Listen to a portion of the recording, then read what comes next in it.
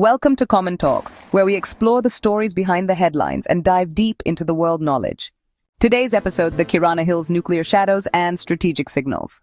There's been growing chatter and speculation about recent airstrikes under Operation Sindoor, underground tremors, and aircraft movements over Pakistan.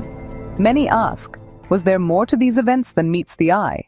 What if this was a message, not just an attack on infrastructure, but a direct signal aimed at the very heart of Pakistan's nuclear deterrent? Let me walk you through what I've discovered, through open-source research, strategic insight, and a little bit of common sense. Let's start with the basics. A nuclear weapon isn't just one device, it's a system of systems. To launch one, you need 4 components. Number 1, the nuclear core, the warhead itself. 2, a delivery system, like a missile, an aircraft, or another launch platform.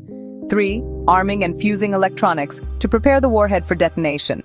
And 4, the launch control system, with its encrypted command codes. These elements are usually stored separately, in secure, fortified locations. Think of it like dismantling a bomb and locking each part in different vaults, each with its own key and guard.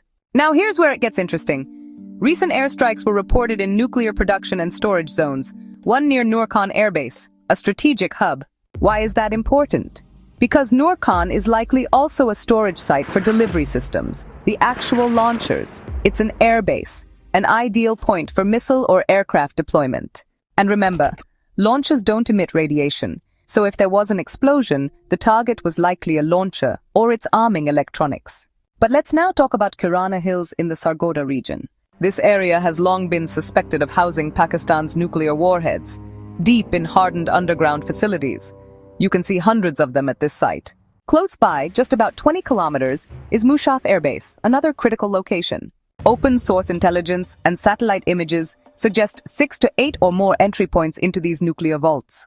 Now imagine this. An Indian strike hits a high-elevation point on Kirana Hills, not directly on the warhead storage site, but close enough to send a message.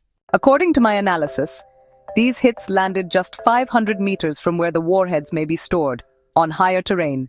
That's not a coincidence. That's precision messaging. These bunkers are built to withstand a lot. But if even one access tunnel is damaged or blocked, it can cause pressure changes, internal shock waves, or worse, a breach in a warhead casing. And if that happens, even a small nuclear leak can trigger seismic tremors, localized quakes, radiation spikes, and chaos. Now let's add more puzzle pieces.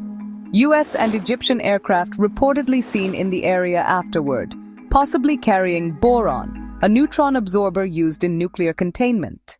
A cryptic statement from India's DGMO, A.K. Bharti, saying, "You will know in the coming days what has been done." And yes, that subtle, confident smile. A strategic whisper that says, "We know where your warheads are, and we can reach them. No detonation needed, just proximity." This theory?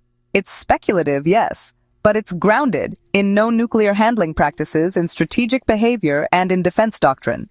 So the big question, was there an actual nuclear breach, or just a chilling warning shot? Only time and radiation sensors will tell.